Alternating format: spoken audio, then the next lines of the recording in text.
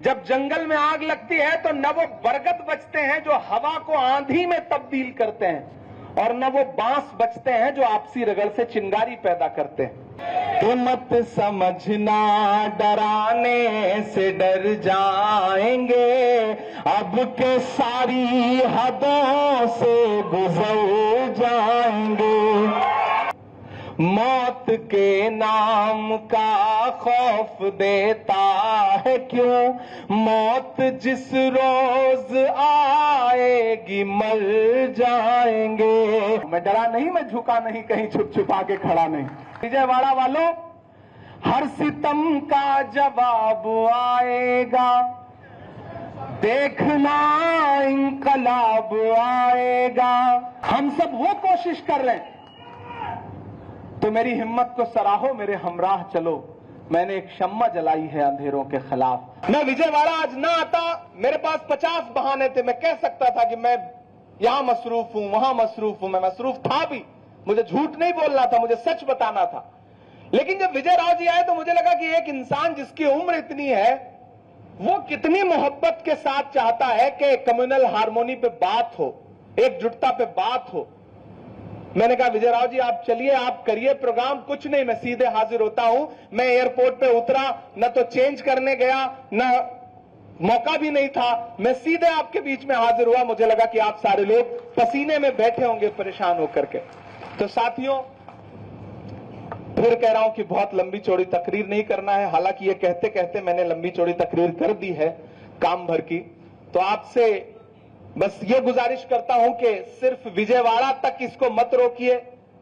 आंध्र प्रदेश में तो खुसूसी तौर पे आपके जो मौजूदा सीएम हैं, इन्होंने जिस तरह से अपने चेहरे से नकाब हटाई है, अपना रुख बदला है, इसको बेनकाब करने के लिए तो पूरे आंध्र प्रदेश के एक एक डिस्ट्रिक्ट में लोगों को जाके बताइए कि ये वही है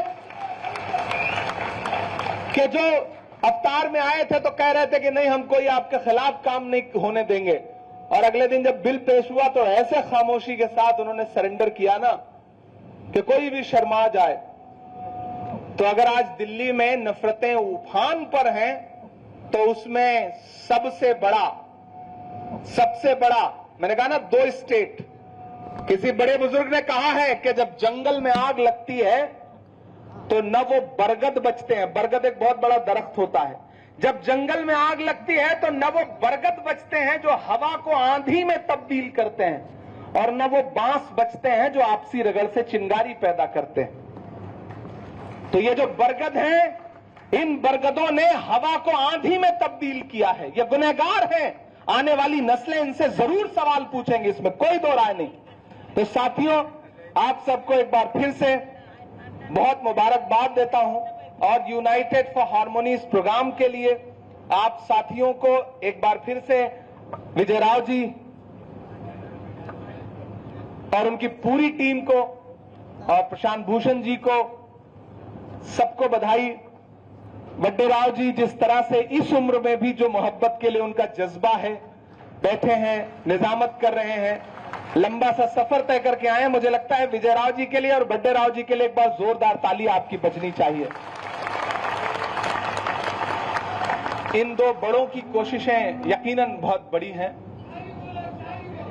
अच्छा, ये भी करना पड़ेगा, मुझे लग रहा था भाषण से काम चल जाएगा। अच्छा, वो भी सुनाना पड़ेगा। मुझे लग रहा है आज ही सारा हिसाब किताब आप लोग कर लेंगे। बहुत सारी नज़मों के लिए साथियों ने हुक्म दिया है, अब मैं खुद फैसला नहीं कर पा रहा हूं कि मैं क्या सुनाऊं। मैं बस एक छोटी सी नज़्म सुना करके आपसे विदा ले लेता हूं।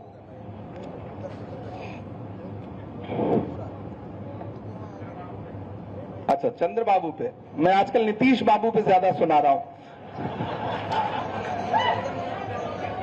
मत समझना डराने से डर जाएंगे।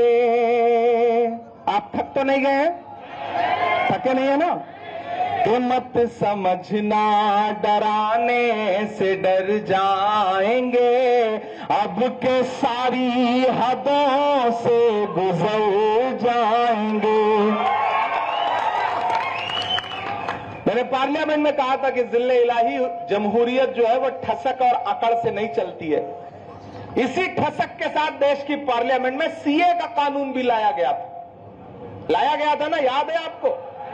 और होम मिनिस्टर साहब ने क्रोनोलॉजी समझाई थी। लेकिन मैं मीडिया के साथियों को उस कानून का सच बताता हूं कि उस कानून के आने के बाद आज तक, जब नारा यह लगाया गया था कि पड़ोसी मुल्कों से हिंदू भाइयों को ला करके भारत की सिटीजनशिप दी जाएगी, लेकिन आप यकीन जाने ये डेटा है पार्लियामेंट का कि आज तक जब से वो कानून आया है 2000 हिंदू भाई भी नागरिकता लेने के लिए इनके पास नहीं आए, 2000 भी। लेकिन उसके उलट पिछले 10 साल में इस देश के 15 लाख से ज्यादा लोगों ने हिंदुस्तान की सिटीजनशिप छोड़ दी है और दूसरे देशों में जाकर के बस गए। मैंने उस दिन उनके मुंह पे कहा तो वो बगले झांकने लगे। मैंने कहा आप इसी जिद के साथ किसानों के खिलाफ भी कानून लाए थे और आपने बड़े बड़े फायदे गिनाए थे किसानों को कि ये जो फॉर्म्स लॉ हैं इनके बड़े फायदे हैं। जैसे आज वक्फ के कानूनों के बड़े फायदे गिना रही है भाजपा, मतलब ये कह रही है कि हम मुस्लिम बहनों के इंसाफ की बात कर रहे हैं, मुस्लिम बहनों को उनका हक देंगे। मैंने कहा बिल्किस बानो के बलात्कारियों की रिहाई पर उन्हें माला पहनाने वाले मुस्लिम बहनों के हक और इंसाफ की बात कर रहे हैं। उन्होंने कहा हम गरीब मुसलमानों को इसमें हक देंगे। मैंने कहा माइनॉरिटी मिनिस्ट्री का बजट कट करके, मौलाना आजाद नेशनल फेलोशिप बंद करके अब ये कह रहे हैं कि वक्फ के पैसे से मुस्लिम बच्चों की पढ़ाई पे ध्यान देंगे। उन्होंने कहा हम गरीब मुसलमानों का भला करना चाहते हैं। हमने कहा तबरेज अंसारी से लेकर, पहलू खान से लेकर के, अखलाक से लेकर के कई सारे लोगों को मॉब लिंचिंग में मारने वाले लोगों की हिमायत करने वाली पार्टी के लोग ये कह रहे हैं कि हम वक्फ बिल से मुसलमानों की हिमायत की बात करेंगे। तो मेरे भाई, इसलिए मैं आपसे ये कह रहा हूं कि अल्लाह ऐलान ये कहिए कि मत समझना डराने से डर जाएंगे, अब के सारी हदों से गुजर जाएंगे, मौत के नाम का खौफ देता है क्यों, मौत के नाम का खौफ देता है क्यों, मौत जिस रोज आएगी मर जाएंगे, मत समझना कि हमने ज़मज़म दिया आबे गंगा दिया। विजय राव जी के बुलाने पे इमरान यहां खड़ा है और हम सब मिलकर मोहब्बत की बात कर रहे हैं। शफी भाई के बुलाने पे प्रशांत भूषण जी अगर बैठे हैं और वो मोहब्बत की बात कर रहे हैं मोहित हसन साहब के साथ, तो यही तो वो हिंदुस्तान है जिससे डरती है भाजपा, जिन तस्वीरों को देखना नहीं चाहते हैं नफरत वाले लोग। कि हमने ज़मज़म दिया आबे गंगा दिया, तुमने भारत को दंगा ही दंगा दिया। और अगली जो तो लाइन है ना, उस पर तैयार रहिएगा, आपका एक एक हाथ उठना चाहिए कि हमने ज़मज़म दिया आबे गंगा दिया, तुमने भारत को दंगा ही दंगा दिया, तुमने एक रंग के ख्वाब देखे मगर, तुमने एक रंग के ख्वाब देखे मगर, हमने हिंदुस्तान को तिरंगा दिया।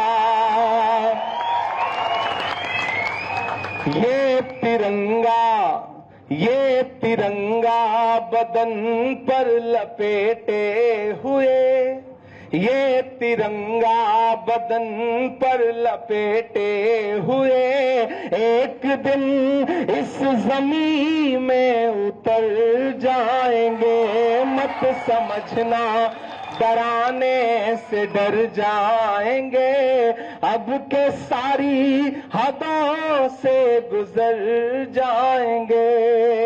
और जाते जाते बस आपको आखिर में 2 मिनट की एक और छोटी सी नज्म सुना के विदा लूंगा, फिर कभी किसी मुशायरे में आऊंगा तो आपको शायरी सुनाऊंगा। आज मैं इस काम के लिए आया नहीं था, आज दूसरे काम के लिए आया हुआ हूं जी। जी जी जी, मैं सारे सुना देता हूं। अभी तो पीछे से मुझे दादा ने याद दिलाया, मैं पिछले दिनों गुजरात गया, जामनगर गया, और मैं जामनगर तब गया जब देश की पार्लियामेंट में एक दिन होम मिनिस्टर साहब रिप्लाई करते करते डॉक्टर बाबा साहब अंबेडकर के बारे में अपमानजनक बात कर गए। उन्होंने कहा कि अंबेडकर, आप लोग अंबेडकर अंबेडकर अंबेडकर अंबेडकर करते हो, अगर इतना भगवान का नाम लेते तो स्वर्ग मिल जाता। मैं सामने बैठा हुआ था, मैं पहला आदमी हूं जिसने सबसे पहले इस बात को पकड़ा, और मैंने बाहर निकल करके मीडिया से कहा कि आज होम मिनिस्टर साहब ने डॉक्टर बाबा साहब अंबेडकर का अपमान किया है और इसका खामियाजा उन्हें भुगतना पड़ेगा, उन्हें देश से माफी मांगनी पड़ेगी। और अगले दिन ऐसा हुआ कि माफी मांगनी पड़ी, प्राइम मिनिस्टर साहब को कई बार ट्वीट करने पड़े। यह है डॉक्टर बाबा साहब अंबेडकर की ताकत। आप सोचिए, डॉक्टर बाबा साहब अंबेडकर की ताकत यह है तो उनके दिए गए संविधान की ताकत क्या है, जिसे कुचलना चाहती है भाजपा, जिसे बर्बाद करना चाहती है भाजपा। और उसके 5-6 दिन बाद मैं गुजरात गया, तो वही है ना कि डराने की कोशिश होती है। मैं गया एक शादी प्रोग्राम में, तो मैं वहां से लौट के आया, मैंने वहां कोई नज्म पढ़ी भी नहीं। जब मैं लौट के आया तो एक नज्म जो है, खून के प्यासों बात सुनो, गर हक की लड़ाई जुल्म सही, हम जुल्म से इश्क निभा देंगे। ये एक नज्म मेरे सोशल मीडिया के साथियों ने, जो वीडियो बड़ा खूबसूरत सा था, मुझ पे फूल बरस रहे थे, उन्होंने लगा के डाल दिया। तो मुझे मीडिया के जरिए पता चला कि 5 दिन बाद आपके खिलाफ जामनगर में FIR हो गई। मैंने कहा अच्छा, अंबेडकर जी का बदला वहां से लिया जा रहा है। फिर मुझे कुछ लोगों ने कहा कि आप इंस्पेक्टर से बात कर लीजिए, SP से बात कर लीजिए, ये मुकदमा खत्म हो जाएगा। नहीं, मैंने कहा नहीं, बात नहीं करूंगा, इस मुकदमे को लड़ेंगे हम। और मैं हाई कोर्ट गया, प्रशांत जी यहां बैठे हैं, हाई कोर्ट गया, 56 मिनट बहस हुई, सब कुछ 56 में ही चल रहा है, 56 में ही 56 मिनट बहस हुई। जज साहब ने कहा कि नहीं, इन्होंने तो थ्रोन के खिलाफ, यानी कि सिंहासन के खिलाफ कुछ बोला है, इसलिए इनके ऊपर मुकदमा तो बनता है। और ये कहकर के मेरी पिटीशन खारिज कर दी। जब मेरी पिटीशन हाई कोर्ट से खारिज हुई तो मैंने कहा चलो सुप्रीम कोर्ट चलते हैं, लड़ेंगे इस बात को। और मुझे लगता है पहली बार ऐसा हुआ होगा कि एक नज्म को लेकर के फिर मैं सुप्रीम कोर्ट आया। और जब सुप्रीम कोर्ट में जस्टिस अभय ओक साहब और जस्टिस उज्जवल भुयान साहब के बेंच में वो मुकदमा गया, तो पहले दिन पहले मिनट में उन्होंने उसका ट्रांसलेशन पढ़ा और फिर हंसे, और हंस के कहा कि क्या सरकारों के पास और पुलिस के पास माइंड नहीं है, उसको अप्लाई नहीं करते क्या ये लोग। और 2 हियरिंग के बाद उन्होंने जो हिस्टोरिकल जजमेंट दिया है, वो FIR भी क्वैश किया, और 54 पेज का 56 से उन्होंने 2 कम किया, 54 पेज का एक ऐसा बेंचमार्क जजमेंट उन्होंने फ्रीडम ऑफ स्पीच पर दिया है। तो मैं लड़के आ रहा हूं, मैं डरा नहीं, मैं झुका नहीं, कहीं छुप छुपा के खड़ा नहीं, कि जख्म पर जख्म खा के निकले हैं हाँ, मगर मुस्कुरा के निकले हैं। जख्म पर जख्म खा के निकले हैं हाँ, मगर मुस्कुरा के निकले हैं। सर झुकाने का हुक्म जब आया, सर झुकाने का हुक्म जब आया, और भी सर उठा के निकले हैं। नारे हक लगा के निकले हैं, नारे हक लगा के निकले हैं। और विजयवाड़ा वालों, हर सितम का जवाब आएगा, देखना इंकलाब आएगा। जिन्हें ये लगता है कि 10 साल 15 साल 20 साल की हुकूमत में वो सब बदल देंगे, अपनी मर्जी का हिस्ट्री, अपनी मर्जी का इतिहास जो है वो देश के सामने रख देंगे, चंद सड़कों के शहरों के नाम बदलने से वो सारा निजाम बदल देंगे। दरअसल उन्हें पता ही नहीं है कि आप 10, 20, 25 साल के तारीख और हिस्ट्री की जो बात कर रहे हैं, ये हिस्ट्री बड़ी जालिम होती है, तारीख बहुत जालिम है। 50 साल और 100 साल 200 साल हुकूमत करने वाले लोग एक पन्ने में पलट जाते हैं और अगली हुकूमत आ जाती है। यह हिस्ट्री बहुत जालिम है, उन्हें यह बात समझनी पड़ेगी। और इसलिए मैं अलल ऐलान ये कहता हूं, मेरा यकीन है ये कि हर सितम का जवाब आएगा, देखना इंकलाब आएगा। अच्छे दिन का किए थे जो वादा, उनका दिन भी खराब आएगा, उनका दिन भी खराब आएगा। झूठ के हाकिमों के चेहरे पर आईना हम दिखा के निकले हैं, नारे हक लगा के निकले हैं, और भी सर उठा के निकले हैं। और जाते जाते बस आपसे आखिर में इतना कह रहा हूं साथियों कि एक बार जंगल में आग लगी थी।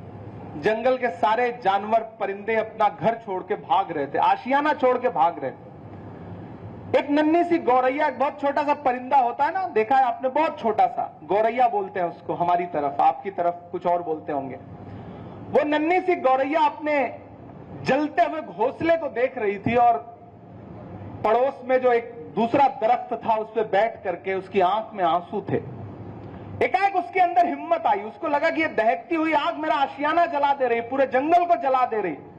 तो पड़ोस में एक और जंगल था जहां पर एक तालाब था, उसमें पानी था। वो उड़ती हुई उस तालाब के ऊपर गई और अपनी चोंच, नन्ही सी चोंच में जो 2 बूंद पानी भर सकती थी ना, वो भर करके उस दहकती हुई आग के ऊपर उड़ करके आई और अपनी चोंच का 2 बूंद पानी छोड़ दिया। फिर पलट के गई, फिर चोंच का 2 बूंद पानी लेकर आई, फिर गई, फिर लेके आई।